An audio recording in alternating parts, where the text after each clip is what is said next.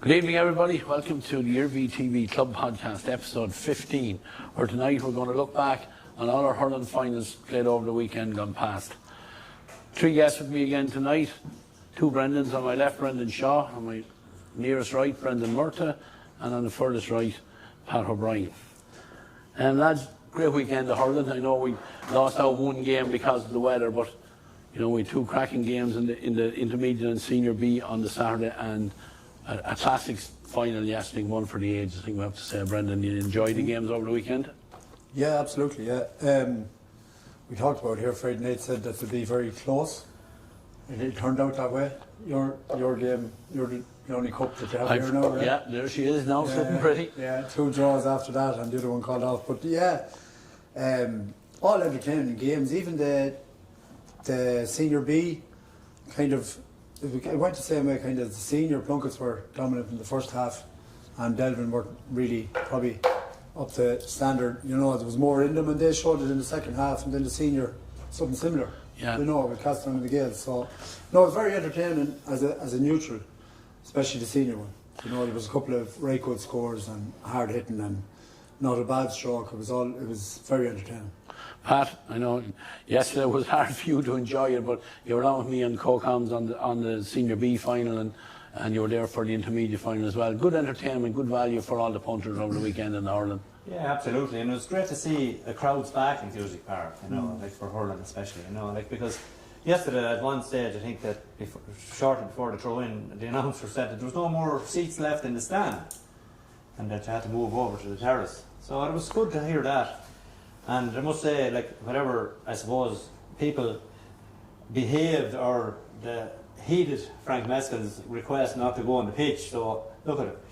I don't know if there was a winner would it have stood his test, but he was quite happy, I'd say, at the end of the day that it truly did happen as such. But, no, good entertainment all the week. You know, teams put, you know, a great effort into, I suppose, the preparation for the day, and you know, as it turns out, we had 4 cups on display and there was only one of them won. You know, so look at it. We have more entertainment to look forward to as 2 replays. Yeah, exactly. Brendan, you were with me on co-coms in the senior game yesterday, making your debut in that role. But it was great value and great entertainment over the weekend. The whole weekend was, I mean, the best wine was saved for last in each of those championships. They were the best games in each championship this year. The intermediate was a very, very good game. I was very impressed with the standard. And likewise in the senior B, a real competitive game there, which, you know, a draw was probably a fair result. It's an old cliche, but you know, the two teams did, you know, battle it out to the very end, and the draw probably gives them both another opportunity to you know, to have another go at it. I thought yesterday's final was an outstanding game. Great tempo, great skill. Very honest by both teams. Very, you know, there wasn't the dirty. It was manly stuff, and there was no quarter answer given. And I suppose I'd have to compliment the county board on the decision to postpone the minor final. I think it was the best. It was the right choice in the circumstances. The rain we had on Saturday night, and given the experience of last year, I think the fixtures committee made the right call there. And as it turned out, the pitch was in great shape for the final yesterday. I don't think the teams would have any complaints, and I didn't hear anybody complaining about that. So, you know, it was a win-win for everybody. Unfortunate the minors didn't get their day out in Cusick Park, but I have to say I was hugely impressed with the crowd. There was an attendance yesterday and Saturday. You know, I think they were the biggest crowds by a long stretch this year at any hurling matches, so that's good to see. And look, it just shows the interest there is in hurling in this county. Exactly. So look, we'll start narrowing it down, and we'll have a look at the 3 finals in their own merits. And we'll start, as we have always done on the podcast when we were reviewing the hurling, we'll start with the intermediate championship first. St Bridget's 2-14, Turin 1-15, 2-point win for our lads. Pat, you were there. I was obviously on the sideline, so I probably was getting a different view of things than what people were in the stand and people that weren't tied up in the emotional side of it. But what did you make of the game? Look at it.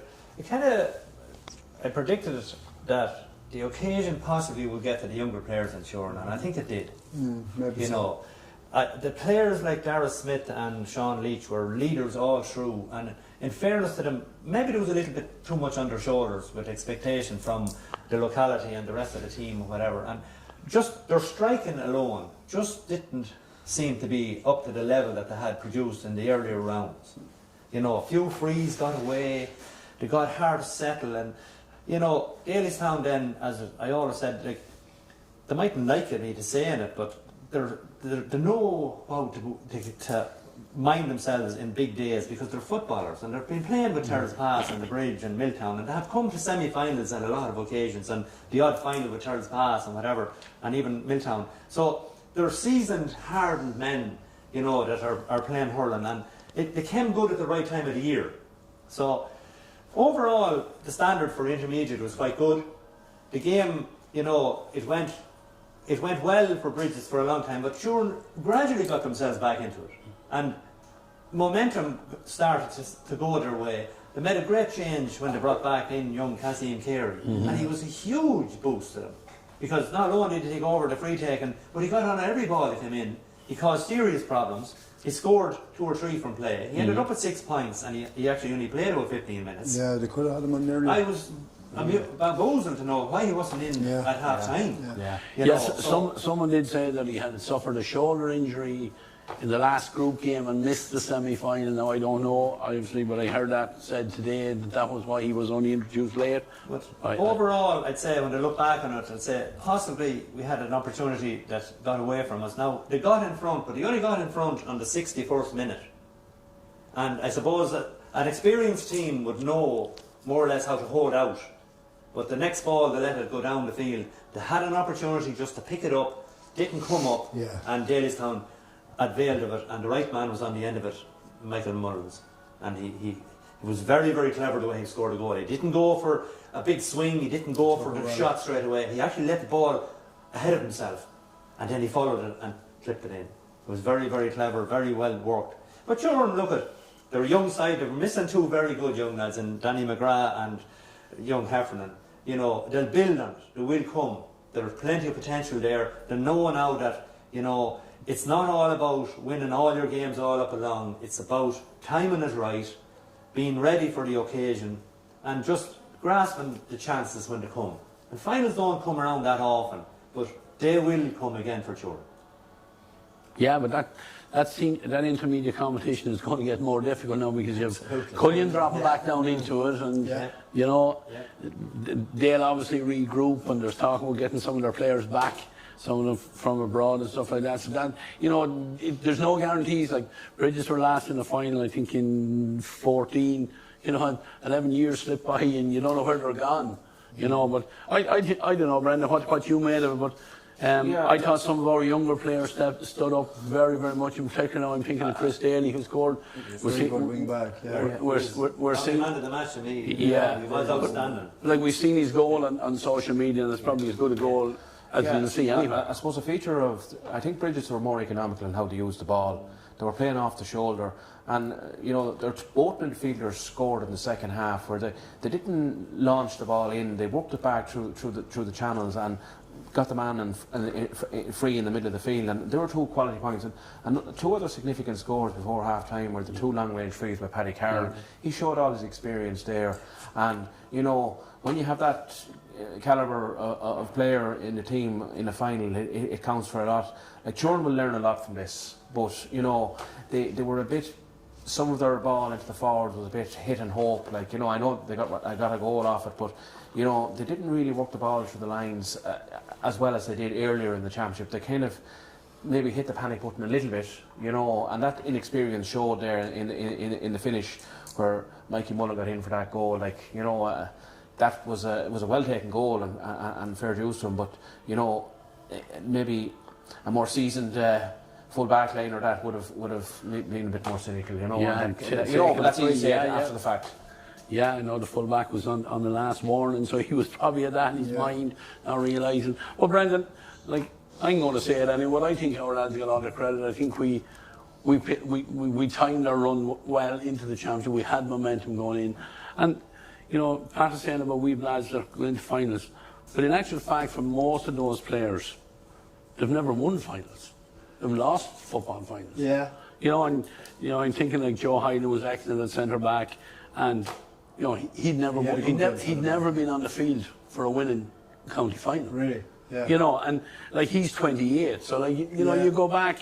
All right, the likes of Stephen Quinn, I think, and Conor Slab, and maybe Mickey Geraghty, who's on Seamus Faulkner. Those four, would have been involved at the last one. But a lot of them young lads, Chris Daly, Billy Arthur, Conor Dunn, the full back, they're all young lads first time. Finn Barcoin, he's been around a long time, but you used to lose him. He was very effective carrying the ball. Yeah, he set up a lot of scores, taking on the shorn backs. But for me, actually, in the last, say, 7-8 minutes, your two midfielders calling a lot of ball. And I think that was kind of the platform that brought you. Now, I know Shore were putting a lot of pressure on, and they were starting to get scores from that man to come in. But when they needed a few points, they needed a few balls to be won. Conor Slevin and Niall Cully, is that his name? Yeah. I thought they were very good. I thought at the very end. And then, obviously, the man who got the goal, it was the right man, in the right position. The right time. Yeah, at the right time. Yeah. And in fairness, I know, Brendan, you're saying about more cynical. I think he was fouled. I think he had the advantage. Maybe, they were trying to stop him. One lad was, but he broke away and he threw the ball in front of himself. Yeah. And everyone thought free in. He kept going and buried it. Yeah. He took it very well. Yeah. So, Brendan, you know a bit about Mikey and his background. Yeah, Mikey is, I suppose, there's a bit of Rahani blood in him, but look, that's no taking away from him his own ability. Like he has a bit of a background. He played a bit of hurling with Killeen and Meath, and with Meath, in fact, for a couple of years. And you could see that little bit extra.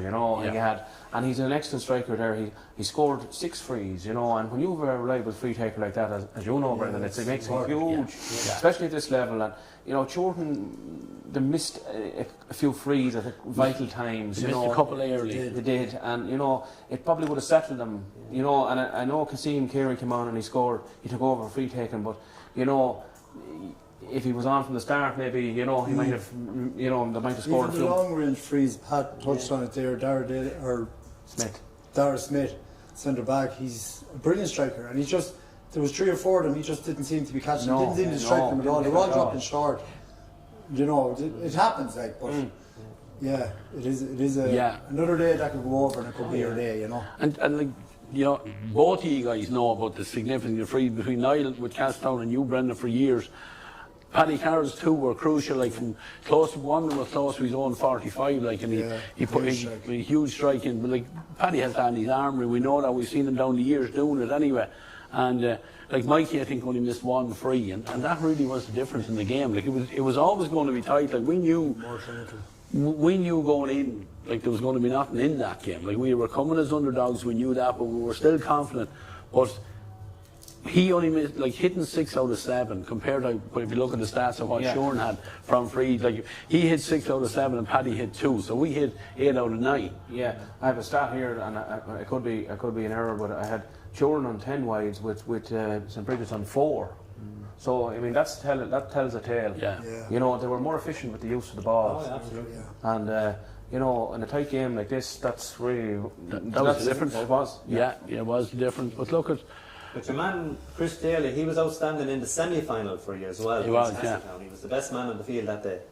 He won ball, he cleaned out several lads that were on him. But it was exceptional pace and ability to control the ball at the end of it. Like the goal was exceptional, but a credit to the guy he gave the ball to give it back to Michael Geraghty, he gave it back perfect to him. And he scored it brilliantly, and he got a point as well, from wing back. He got a point at a crucial stage in the second half. Absolutely. He plays football. He does play football with Terrace Pass. He's only 20. Yeah, he's the youngest guy you have, but he's slight, but by God, he's fast. Like if you look back on the clip where the lads have put it up on the Instagram, and you can see and he just blows by Dara Smith, and he's even trying to get a bell at him with and he was he couldn't cope with him, but he had the whereabouts just to flick a ball inside, took the return pass. You actually probably laugh at me, Pat, if I told you we worked on that kind of stuff. Not around the goal, but we were working on getting off the shoulder and moving. And look at the big thing we've had for the last couple of weeks is we started to train more often. And you could see it in Chris. Chris's striking last year, he wouldn't have been noticed because his striking was poor, he was running, he was dropping the ball when he was running. But Why getting involved more, training, handling the hurl more often? He has come on in leaps and bounds. I have to also mention the young lad, the full back, Conor Dunn. He's only 21 years of age as well. Like, those lads are going into the first time into big games. So, like, you know, I mean, we had some night on Saturday night, I can tell you that, and again yesterday, and they're not finished yet either, Brendan. So if you want to come out to canoes now, they're out there at the minute. You get that one a miss now. But yeah, I was slagging Sam Duncan there after the game yesterday. You'll hardly go back to Australia now. He says, no, I'm on that plane first thing Monday. He says, there's no way I'm staying. He says, but he's delighted now to have a medal going back. You know, he brought a bit of physicality there in the end, and you know, that's, you know, that was a crucial thing that St. Bridget's had, is that physicality as well. Yeah, like, and you know, probably were a bigger team. Probably were a bigger team. But like, we still have to do the hurling as well. Like, you know, oh, absolutely. But we said it all along. Bridget's disadvantage is 4 football clubs that don't get organised to do their hurling until some of these are out of the way. And that's true. And that's it's so hard for management to get that. Most other clubs would be with their sister club or their next door neighbour club, you know, like working together. But they have 4 to contend with, so that's difficult. And look, it's going to be even more difficult next year when they go to a higher level. You know, because these other guys, if they do get a run, lucky enough, some of them footballers, they gradually went out one after the other. But if they happen to get a run in their championship in the football, it's going to make it even more difficult. And you have to have the hurl in your hand. It's not like not against football, but you can put the ball down. You can't put the hurl down because it's gone.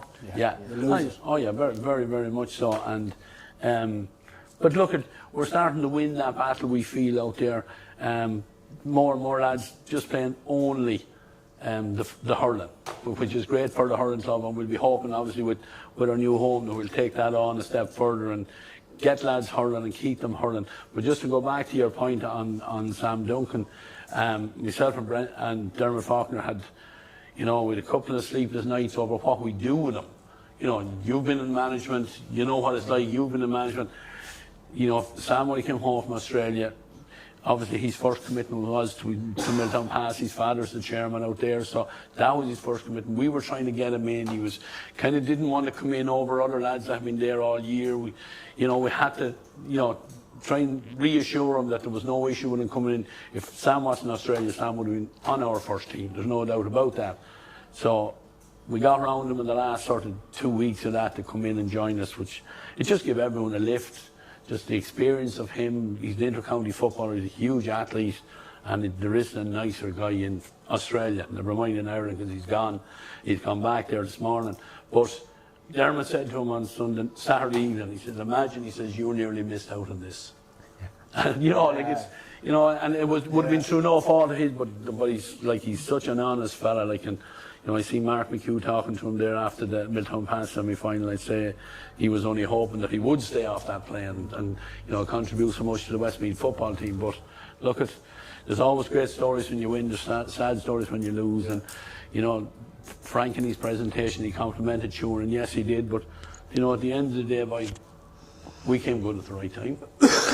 And that's all that counts. And that's all that counts. So, Brendan? Look, there will be better days for Turin. There will, absolutely. Absolutely. It's their first day out in the county final for years. And you can imagine, I haven't been down that part of the country, but I imagine it was huge hype and excitement and expectations, and you know, and it gets to guys like, you know, it doesn't matter, they're all human at the end of the day. You know, and I've played in enough of finals down the years to know that, you know, there's days you're going to it and you'd say, Jesus, am I able for this, or is it just not happening, or how come I can't let it happen the same as an ordinary game?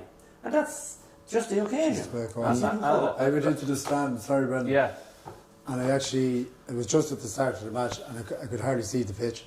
It was the wrong end, it was the Turin end. Yeah, there was flags and everything. There's huge support. Absolutely. Huge support for the media, that's it. But like, the future is bright for Turin, like, and that combination of Piersic, like, you know, getting to the final this year, it validates that amalgamation. Like, there's players coming through there for them, and you know, their day will come.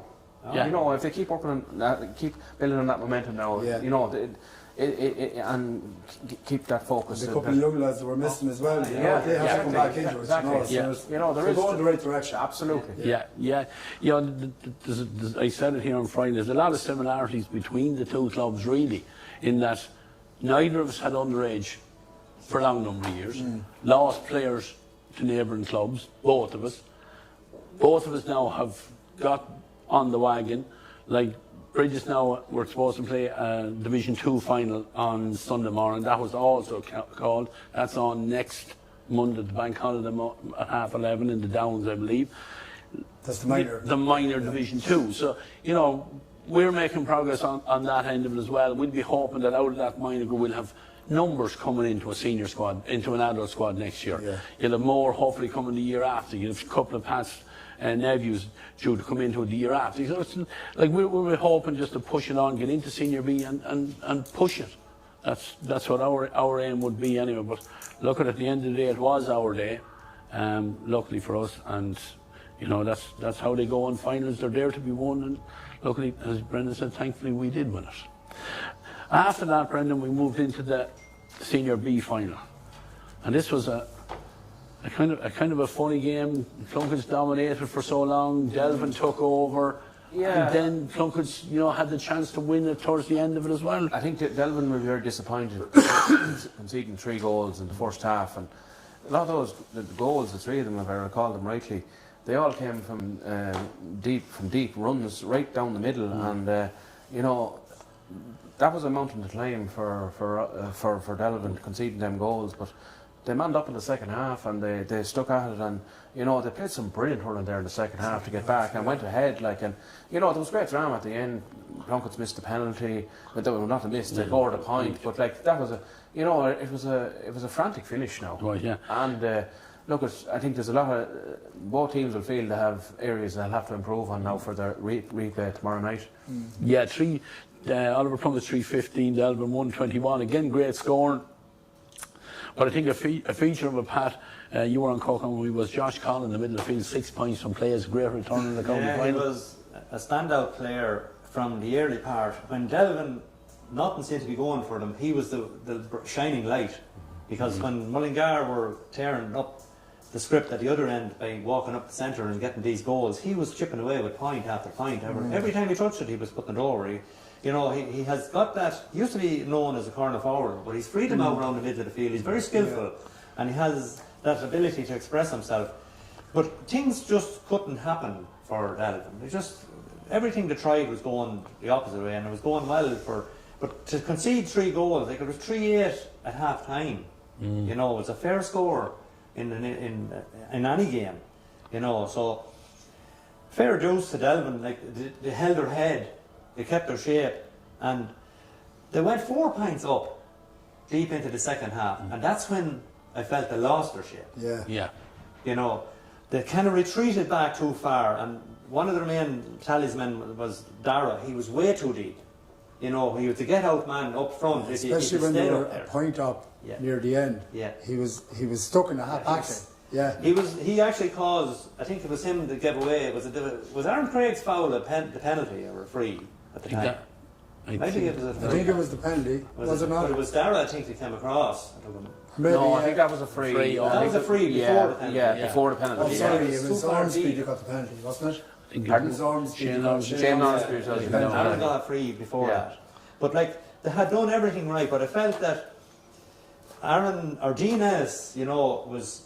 I felt he was not getting the rub of the green, possibly for some of what he was doing. I thought he was fouled a few times, and it seemed to be difficult to get the free or whatever. But he worked extremely hard, with not an awful lot to show for it. But he chipped in then with 2 good points late in the second half. His frees were good. So surprised me was the taking off of Killian Murphy at half time. I checked out afterwards, was he injured, and he simply wasn't. But it was a fair call by Delvin to do it. Yeah, I think they brought on Alan Cox at half time for him. Well, Alan Cox came on, I think, earlier than that. Maybe. But Alan Cox would be a huge Yeah, he was help. on earlier. Yeah, he was on. Yeah, he came on earlier. He came on Yeah, for Paddy Farrington. In 22 minutes, something like that. I think I had it down as. So look, it was a great, as Brendan said, a huge finish. The excitement, I suppose, a fraction lower with Conor Bracken's penalty. Yeah. It was in the top of the net. The power behind the ball. I don't think the goalkeeper would have got any chance on it. But the goals were killers. Shane Ormsby, Colin O'Leary got through, and also Davy Gavin was a fierce threat up front. You know, we felt all along if he was injury-free to come into this game, he was always going to be serious, because in the semi-final before the last round-robin game, he was the main difference also. Yeah. You know, his I'd strength. say on that as well, when he went back centre-back and Aaron Craig went up full forward, they started to get to grips with Delvin. I think Delvin were 4 points up at that They were stage. 4 points up. Yeah, at that stage. And Davy started sweeping up and Aaron started winning ball up front. So it was a good move, you'd have to say, by Plunkett's on that. Yeah, well, I'd say it was enforced with the injury. I'd say Aaron was shook there for a while. Maybe, for yeah, 5 minutes maybe. after that, you know. It He worked- possibly it just worked- scored. definitely worked He for fell them. into them, Yeah. you know. But great credit goes to Conor Bracken for the free to equalise. Very end. Yeah. You know, that was, a typical Brendan Murtagh effort, that distance and attitude towards it and everything, and he nailed it. Yeah. You know, that's why, a free taker is essential in these games, like, you know, and the club were quite happy to have him. You know, it was his first game back in, 3 or 4. Like, Greg was in the goals where he was injured. Yeah. So they had confidence to bring him straight back in. You know, he justified it. Yeah, he had a good game. And his No, he was puck out, he's a solid. huge strike for ball. Oh, yeah. Yeah. He was leaving it. Yeah, he was almost hitting the 21. He and was so close yeah, to it, yeah, yeah. it's- Close with to the wind at his back, he Huge certainly strike. was. And I mean, the strike for the goal, I think myself and Pat hardly seen it, and we just seen the net rippling behind the goals. That when you had gone over the bar, the penalty that he struck, like, you know, it was ferocious power on it. But a young player that I was impressed with, Brendan, was the wing forward for Delvin. He ended up with 1-2, and that's Endon Newman. Yeah, he was very industrious on Saturday, like, and he got a great goal there, you know, and I suppose we hadn't really shown, like Dean Ennis was well held from open play. He was like one of the, I don't know, was it John Fry? John Fry. Yeah, he marked him very tightly, and he was marking a big man, and he was muscled out of it on a few occasions, and but in the Newman popped up there, a point in the first half and a point in the goal in the second half, like, and that's a great return, like, for a wing forward, but you know, it's Delvin, I think, will learn from this. You know, if they can close up the back a bit better, and I think they will. You know, I think the 3 goals is to concede 3, and they were fairly close together. Like, you know what I mean, to get back into the game, and I think they were 8 points down at one stage. They were 8, in the first half. And you know, to claw their way back into it, and like they played some outstanding hurling there in the first 20 minutes, second. I did think that they tired a little bit near the end. I thought Oliver Plunkett's greater physicality in the end got them the draw. Really, you know, they finished very strong. The likes of Shane Ormsby there and Aaron Craig, like, they're super athletes, like, you know. And Ormsby caused trouble. He did, you know, and another given day he could have maybe had another penalty there. He was, you know, like another player that really stood out for me on Saturday with Donnacha Maguire. He made some really, you know, great runs into the back line, and I think he set up 1 or 2 of them goals, like, you know. So you know, there's lots to play for tomorrow night now. It's a 50-50 game again, I think. Yeah, when you see the game, it all depends on how players can adapt to the lights. Yeah. You know, that's a total different game now. You know, like, I mean, first of all, like, it's all right in saying about they're doing a bit of training the last month or so under lights, but they wouldn't really be playing a match. The intensity, the actual cut and trust of it. cut and trust of a county final factor. To avoid making that mistake. You know, you could make the mistake in training, but it doesn't really matter, no one really sees it. But you do make a mistake tomorrow night under lights, and it's the lights that are causing it. You know, like, you're not used to them. It'll be seen by everyone. Yeah, can get lost in Lomans, the big lights. It's not the simplest now. Yeah, you know, they have no experience of it. Yeah, that game is in St. Lomans, just for anyone who doesn't know yet. It's in St. Lomans at 8 o'clock, and it's going to be covered live on Iarmhi TV as well, I think. And the worst thing that can happen tomorrow evening is rain. Because if you're looking up at the lights and you can see all the drops coming, and the ball, and everything's coming on top of you, that's difficult. Yeah. You know, you're wearing a visor, you know, you're not sure. It's going to be, so whoever can adapt to that quickly, you know, has a better chance. But I would imagine Delvin, they will need to restructure, I think, the central up, you know, because most of them goals came through the central passageway. Like, if they do that, also it depends on whether Alan Cox is still at home. Tracking the runner is that's where they cut them. You know, that extra man on the shoulder, and Plunkett's are good at that when they're on at them. You were talking about young Maguire, and, you know, and Ormsby. That's what they do. They take you on direct. It's a football style. It is, and there's a man on the shoulder all the time. You know, and like Delvin needs to track them runners. for the third goal, like it was a ball over the top to Shane Iarmhi, and he caught it on the run. And nobody in front of him. Straight That was a great ball. It was a great ball in. But like I think Colin O'Leary, number 11, popped that ball in over the top. But like Shane Iarmhi had the wherewithal to be running onto the goal, and he, it was a great finish. Yeah, and even Matty Cunningham's goal, the first one, came off the long line ball pass from Aaron Craig. Huge delivery, yeah, and Matty Cunningham just got a little flick on it. But when he got it by that player, it was a clean run through. Like there was no one within, from 30 metres out, no one to come out and meet him and that. Like Delvin, down the centre of the defence will be, be disappointed to concede those. Yeah, they will. But as I was saying about this Alan Cox, it all depends on whether he's there now or not. We all know he came home from Dubai for this game, and it's a thing. Like I know from experience that these guys get in and get out as quick as they can, because the culture over there, you're kind of not even supposed to be gone. No. So, like to hold him till Tuesday, which means another 2 days, I don't know. Yeah. But he would be a huge asset, and he'd be a huge loss, depending on which way it falls. So they sprung him early. They sprung him early on Saturday. Like I think he came in after. Oh, he did. If he's around 21 or 2 minutes, Well, sure. Look, we'll learn more by 8 o'clock tomorrow night. We'll see what's in. But how do you think it'll go, lads? How do you see it going? Is there a lot of big fans on both, or are we going to get as tight one again? Yeah, I actually fancied Delvin myself to win the game, especially when the weather had held up. Yeah. I looked at the forecast and I said it's actually going to stay. It'll be okay for them. There's only a bit of a drizzle or that, but it was nothing. But I still think if Cox is around, and the fact that they were able to come back from a deficit of 8 points down after conceding 3 goals that looked so open, that if they restructure this defence a little bit and just get organised, they still have a great chance. Now, Mullingar, the physicality is there, and it's hard. Look at it; it's a difficult one to call. I'd imagine it'd be tight, but I'd still fancy Delvin.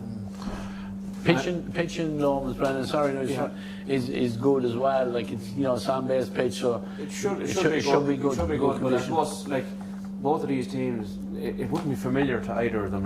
Like players like playing in a familiar ground, and it will take them a little while to adjust to playing under the lights as well. But I do think that Delvin will need to get Darragh Clinton. He played serious stuff in the second half, but he'd need to be, like, he scored 3 fantastic points there in a row, a free and 2 from play, but they'll need more out of him from the beginning of the game. Yeah. He was a little bit out of it at the start, and maybe they might bring him out a bit further. I'm not sure. He likes that roll and roll out in the half-forward line, and that might suit him a bit better. Like, because he can score. He scored 3 of those long-range points there on Saturday, and I think they will need to get him into the game from the get-go.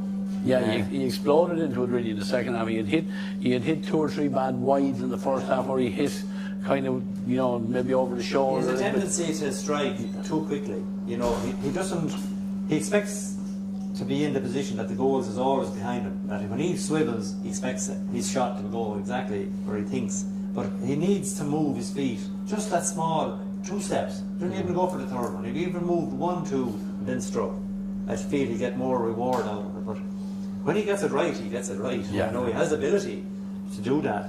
He ended up, I think, with 4 from play. Yeah, 4 and 1 free. He really stood up in the second half. He did. And in reality, Delvin will have to continue from where they left off for the second half. If they give another first half like they did the last day, and with the goals and everything, and they weren't firing up front, Darragh wasn't firing, so they'd be looking to continue where they kind of left off. Because as the game finished out, the last ball fell to Darragh over on the far wing, and I said, in my head I just said, God, how ironic this could be, that he could get the winning score after maybe, unfortunately, not getting the one last year.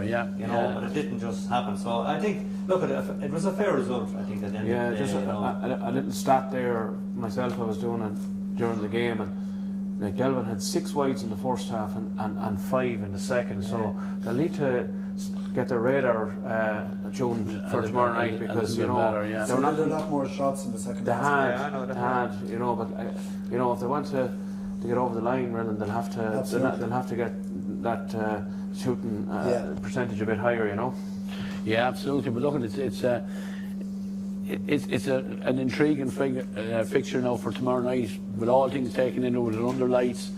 And of course, remember, the reason it's been played this week under lights is because we have to have a representative for the second tier in Leinster, which they're fixed to play this weekend. That's right. So hence no room for error, and game has to be played. But I expect there to be a huge crowd in there in St. Lawrence tomorrow evening. Games under lights, I think, always draw a crowd. It's a kind of a curious novelty factor in it as well. And on a Tuesday night, the games are, most clubs are finished now at this stage, football, hurling, whatever, and it might be something to do on a Tuesday night winning. If you don't want to pay the €15, the 10, whatever it is for the subscription for Iarmhi TV, you will go in and watch it and whatever.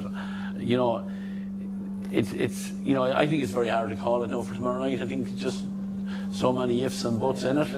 It's a lottery, really. The lights are an issue, and I suppose whether your man is available or not, and I suppose how Mullingar react to letting the lead go, and how the other guys react to not letting. Who's going to learn the most from the first day? That's basically it. Yeah, but there's very little time for both either teams to do anything. Probably a little bit of a recovery session yesterday, and rest today, and you're ready to go tomorrow evening. Yeah, that's it. You don't have the time to do anything really. So probably a team meeting or something like that, and try and get their minds focused for the game, and that's really all they can do. Yeah. Well, look as we know at this stage on the Sunday, we didn't get the minor hurling final, but correct decision. I think everyone agrees, but we did get a cracking senior final. The final scoreline: Castleton 123, Loughlane Gales 220, 26 points apiece. Huge crowd in there. Brendan, you were on duty with me. Brendan Shaw, you were on co-coms with me. How did you view it afterwards? When you had a chance to just let it all settle in. I had a reflection on it today, and I even watched it again today, and I just felt it was a very high quality final, and it was the best game this year and the best final, in my opinion, for many years. It was scores it was 16 points to 11 at half time. 27 scores in a half of hurling is serious. It's serious shooting, and it really the level of skill and the tempo of the game was just outstanding. You couldn't take your eye off it. It was a real high quality game, and both teams just went at it, and the I suppose a feature maybe of the first half was Loughlane Gales conceded a good few frees now in the first half, and they probably will feel that they'll have to correct that for the replay. Niall O'Brien, I think, scored 112 or 12 points from frees, including 65. So that's a fair shooting in a final from a forward on frees. But overall, though, I thought it was played in a great spirit. There was some outstanding individual pieces of skill, and the one, I suppose, moment that stands out for me is David Williams' sideline under the stand, and he judged it perfectly. He bent it in the near post, and I have to say, Niall O'Brien's free under the stand, likewise, a really difficult free with real pressure on, and he just shaved it inside that right hand upright, and that was real quality, and we got the best from both teams yesterday.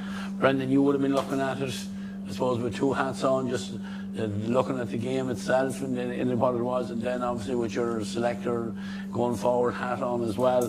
What did you make of the game? Yeah, well, look, obviously Castleton were very dominant for probably 20 minutes of that first half. I thought the Gales started pretty well. They went a couple of points up, and then Castleton came back, and I don't know how many points they got. They get 5 or 6 unanswered. They really rolled back into the game, and they kind of kept control of the game going forward. I'd say the Gales were happy to be only 5 points down, looking at the way the game was going. So they've already had another day that being the roof of the net, not just before half time. So look, they fixed the things. They started well. I thought the middle third, Castleton really got dominant and won their puckouts, won their own puckouts. Were getting more bodies around the breaks, and that was their launch pad. And I think the Gales completely changed that in the second half, and that was their launch pad. Yeah. And that they were just simply looked like they were getting more bodies in. And sometimes, I've been there loads of times, when it starts going against you, it's hard, it's just hard to change it back. And no matter what you do. But in fairness to Castle and their experience, they were still winning ball and they were making the most of the ball when the Gales were still on top. They were still they were keeping the scoreboard ticking. And I think that's why it was such a good game as well, because both teams were answering nearly all the time. They had their moments, they had their 5-6 minutes of dominance, but then the others were coming back and getting an answer as well. And it was end-to-end stuff for a lot of it, and I think that's what made it such an entertaining game. But Pat, for Castown, Pat, Brenda's off with their 5 minutes of dominance, but I think looking back on that game, the 5 or 7 minutes at the beginning of the second half, really turned the game upside down. Castown in a nice position going in at half time, 5 points up. They went from 5 up, I think, to one down. Where the Gales roared into it in the start of the second half. Well, that's what, look at, I'm sure they should have expected that, because, a 5-point lead is nothing in hurling. Yeah. Like, you've seen what happened in the All-Ireland. Like. But look at, the Gales were always going to be hit a purple patch. I think in their purple patch, if you want to call it that, they scored 2-2. That's it earlier said that the first half of the second half. Yeah. Yeah. But I'd say, look at, both teams are disappointed not to have won it, and both teams are relieved to have another day out. Yeah. So the reality of it is, there was two of the best teams in the county did prove to be the two best teams. They gave a good, entertaining game.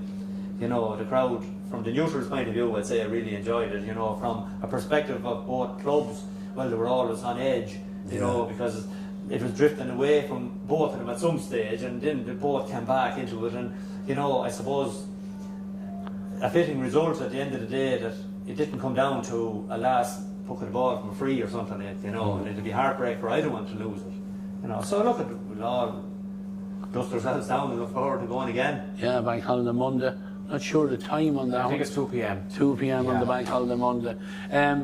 President, one thing that was a factor, I just have to mention it, was the sun in the second half. Yeah, I mean, it caused issues to defenders and attackers in some stages. I remarked yesterday, Loughlin Gales had 4 attacks at the start of the second half, and they got 4 scores off them. There was a couple of, I think it was 2 frees for David Williams, but the goal, the Gales decided, I think, to go route 1 there, and it paid off for them. Noel Connolly was dropping those balls between the outside, around the outer D, and a ball came in over the top, and I think it was Anisha McKenna lost sight of it, and Jogger just got inside, and he took his goal very well. But the sun definitely had a huge factor in that, and that gave them a great boost. And they played, and then David Williams. He took the cheeky option, and he saw there was a gap at the bottom of the right hand post, and he was going to hit it, and then the referee said hold on, and still Castletown didn't adjust their goal line for it, and he drilled it into that low corner. It was a great boost, and they went a point ahead. But likewise then the ball went up the field a few minutes later, and a bit of a mistake by Noel Connolly in the Loughlin Gale net. He went to go pick it, and he kicked it into his own net, which he won't be happy with. And he had a great game. Other than that, he caught ball there on the line at the end, when the game was in the melting pot. But both teams will feel that there was a couple of mistakes made, but overall though, it was very, very positive for both teams. And both teams could feel they're back to the beginning here again now. It's anybody's game in the replay. Pat, for Castown, you have, I know I'm not going to ask you to criticise none of that, but Alan would have looked at that game afterwards, and I'm sure he would have seen what we seen, that his half-hour line created no score, or got no score. It might have been created, but 10, 11 and 12, and we don't say that very often in English, Peter Clark and Liam Barney didn't get on the score sheet at all yesterday. So they'll have plenty to work on now in this week as well. Oh yeah, I'm sure. I'd say nobody has to tell them lads. They know themselves. I mean, they're experienced players. They'll know they'll feel their own disappointment. But that's days. Next weekend, the guys who played well yesterday could have a quieter day, and the lads that were quiet yesterday could come up good. That's the beauty of sport. It's unpredictable. You know, it's unpredictable from an individual, and it's unpredictable from a team effort. You know, you just hope all the time that things fall into place and you get the breaks and your big guys step up and the lesser names have a really good day. You know, sure, everyone is kind of counteract the opposition and, you know, get one up on this fella and one fella. And that's the way it goes, you know. But looking in from the sideline, it looked like the Gaels actually targeted, they went man to man with the Castletown Hurling, because they have been very strong all year. And I think that's what created so much space for David O'Reilly and Niall O'Brien inside. And they were getting joy off it. You know, because the half-back was pushing out with the half-forward. They were, but the quality of ball though that was when Castletown had the period of dominance there, like there was absolutely brilliant ball going into the diagonal ball going into David O'Reilly, and he showed his class there. Like he popped over, he scored 4 points. The quality there in the first half, and should have scored a goal. But it was the delivery in, like it was very difficult to defend that. And I think it was three different. For an inside forward, that was a ball dream. into space. Absolutely. And you know, that's something that the Gaels will be looking at now the next day, that to cut off that supply, because like the quality of the player David O'Reilly is, he's just, when he gets that ball, he's very difficult to stop when he gets that ball in his hand. Would it be fair to say that they did cut that supply off in the second half? I think so. I think they did, and they were a lot more intense in the tackle, and that, you know, David probably tired a bit at the end of the game, but you know, he couldn't hold his head high. He had a great game yesterday, David O'Reilly. Yeah, like second half, then Castle were playing against what a bit of a breeze was in it as well, so it probably meant that the ball wasn't getting in as far to him. But certainly himself and Niall created lots of problems in there, like when they got it into those areas. I think Niall O'Brien, I had him down for I think 15 points, which is, you know, Brendan, you would have been there, done that in regards to frees. They're given, but they have to be scored. Like, and he was, I don't think he had a wide at all in it, you know. And again, it was a factor. I think we only had one. The very first one. It was a long one. And it was on his own 65, but he didn't miss one after that. No. And a factor as well, Pat, like of the quality of hurling was in it. I think we only had a total of 12 wides, 6 wides apiece. You know, 2 for Castle in the first half, 4 in the second, and the Gaels 3 and 3. Like that's phenomenal shooting. Good, but I mean, David Williams really stepped up. Like, you know, I mean, not alone the sideline was immense, but he actually got the next score where he was blocked, recovered, won it again, and it was nearly an angle that you'd say, don't try it, David. And he done it all in one movement. Absolutely. A pick and a strike, because he knew he hadn't time to what else. I have said it over the podcast the last couple of years. He's a player that the management can build around now going forward. You know, he has everything. You know, he plays off the fringes. He can mix it now, but his stick work is immaculate. Yeah. You know, but his accuracy has improved immensely. Like he's a 9 out of 10 all the way from frees, but in open play, once he gets a half a chance, he's deadly. And even in the first half, Pat, he got a ball and he dinked a sidestep and planted his feet and scored. Like he has that ability. You know, he is really he's a top class. And in fairness, as that game went on, Jogger Doyle really grew into it. It started the second half. I know Nisha got caught, and you could see actually the two of them got caught. But Jogger was a yard behind him, and he caught it first because you could see him stopping, and then Nisha stopped. It was too late, unfortunately. You know, it's what happens. Yeah, the two of them definitely got caught that time. I was right in front of them when it happened. But Tommy started catching ball, he started winning ball. He put one on the plate for, was it Warren Williams and was it Marcus Kennedy? Oh, sorry, Marcus Kennedy. And flicked it up. Well, he was winning ball, he was winning frees, and he was a real turn the second half. They had Nisha on him, and then after that, Johnny Birmingham came back in. They changed him back in, and he was still winning ball. But that was as David O'Reilly was doing it up front for Castletown, Tommy started doing it for and even in Brendan, they brought Castletown brought Shane Clavin back as a kind of a cover there. He did, because he was such a threat. He was double like Shane Clavin had an excellent game yesterday. The amount of ball he shifted yesterday was incredible. And he does that role very well when he does sit back. He does sweep very well. He's intelligent.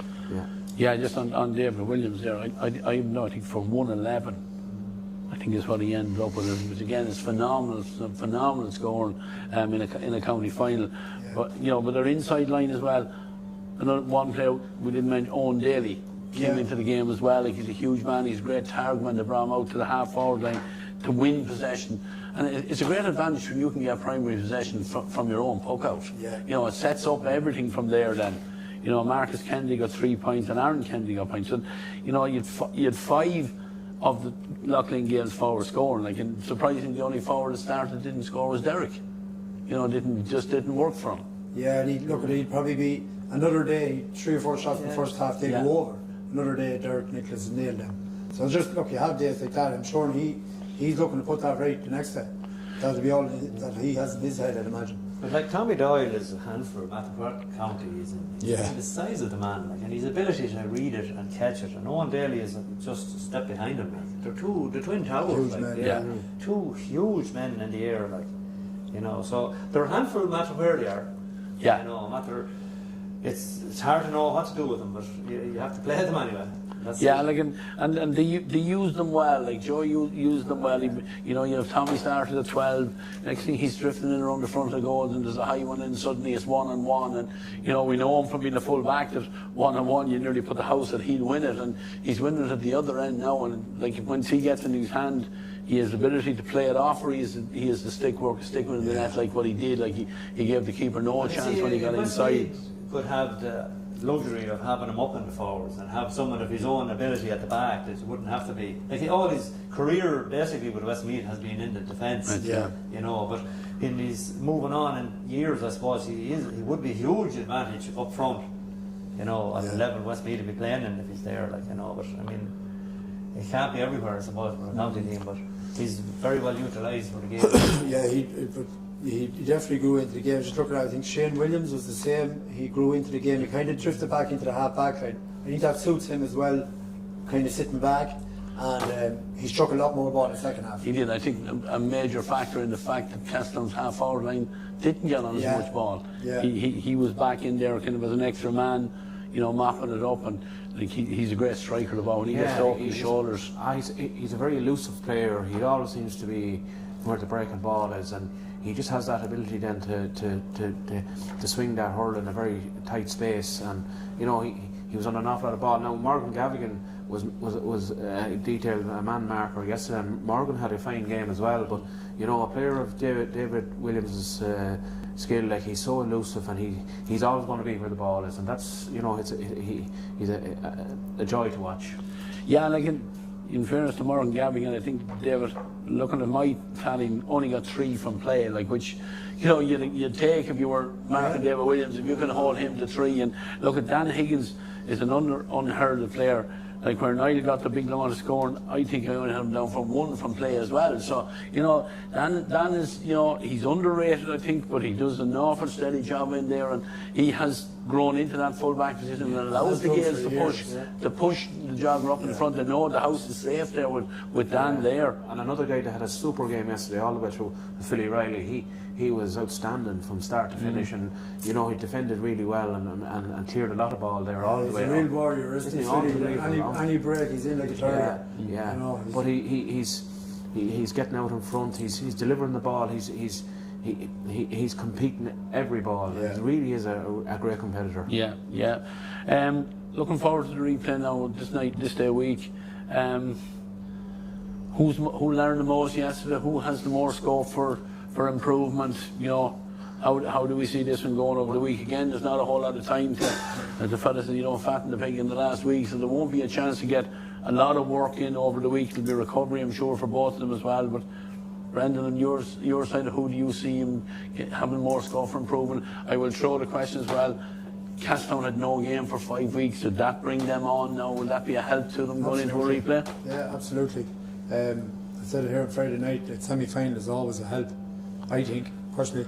That tough game, and now Castown, you wouldn't get a tougher game, you know, and that was real championship level, intensity, everything. It had everything, that game had everything, you know. But you touched on it there already, like the half-forward line for Castown.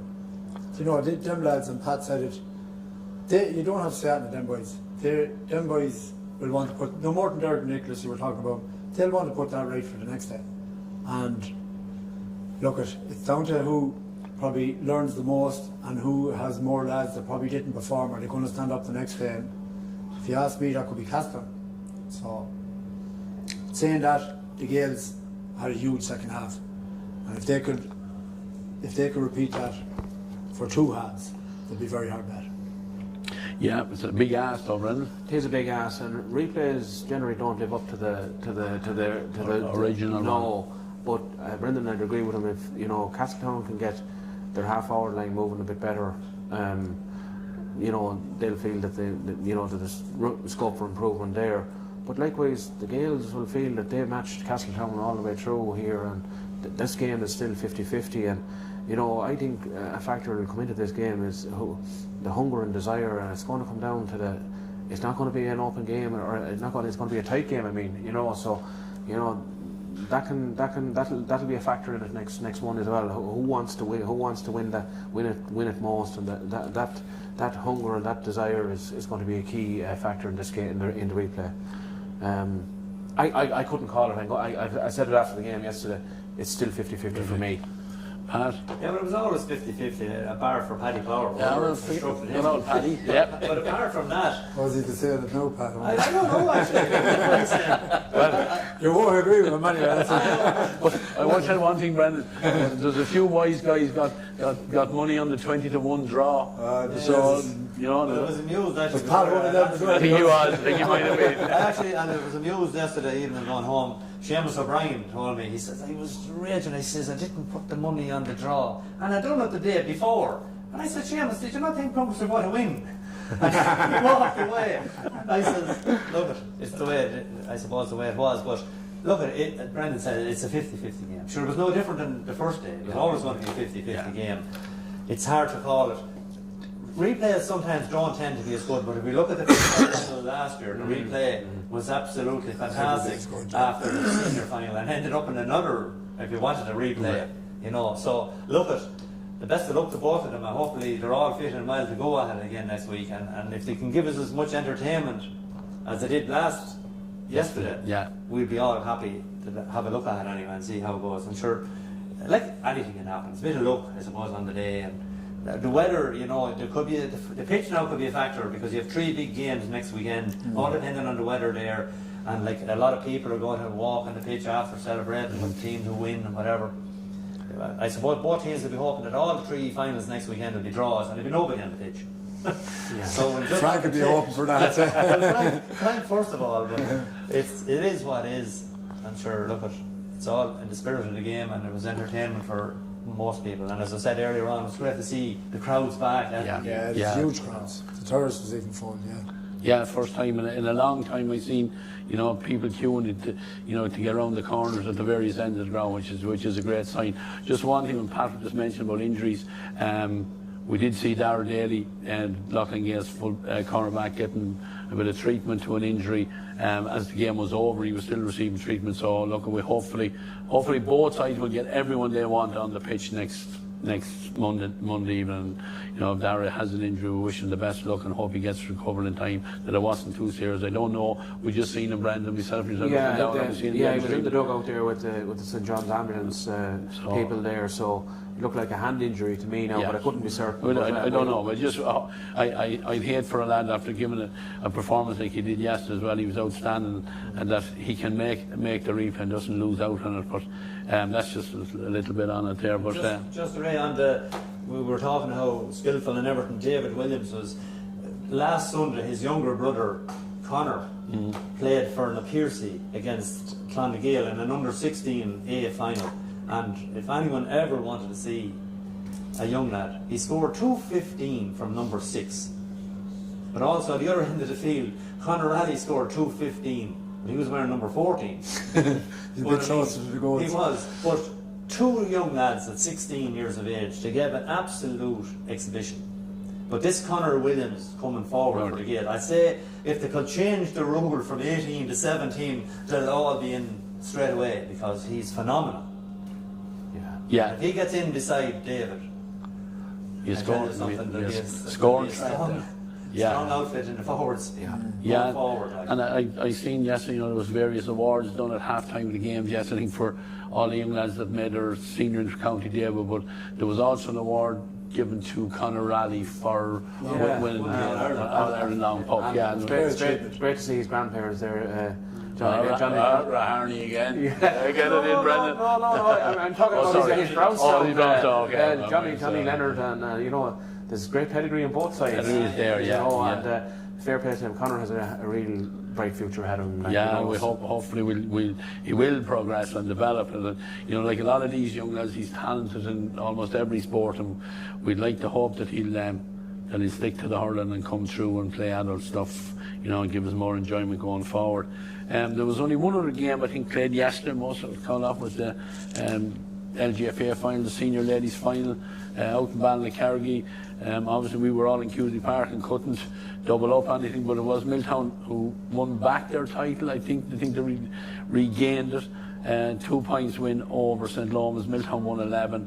St. Lomas won 9, so a little bit of consolation for the girls in the Milltown club out there, with their men having lost out in the intermediate semi-final last week. But I think, lads, we're going to finish up for tonight. Episode 15 done and dusted. We are back on Iarmhi TV tomorrow evening for the replay of the Senior B final. I think myself and Pat will be out in the elements in St. Albans for that one. Hopefully the rain keeps away for us, Pat, but we look forward to that one. Coming up on Friday night, we have Up for the Game again. This time, looking forward to all the football finals coming up this weekend. We'll have that, and then we'll be live on Saturday for the intermediate football final, Tuberclare and Shandona. Minor football final on Sunday, which is the Downs and Mullingar Shamrocks. Senior football final, local derby. Brendan will have no interest in looking at it, which is the Downs and Carson Kinnegad. And then on Monday, the replay of the senior football final. Or senior hurling final, my mistake. Lads, if you're listening to us or watching us, give us a like, give us a share, and get the numbers up for us. We're delighted with the response we're getting with our viewers. We've a busy week ahead of us.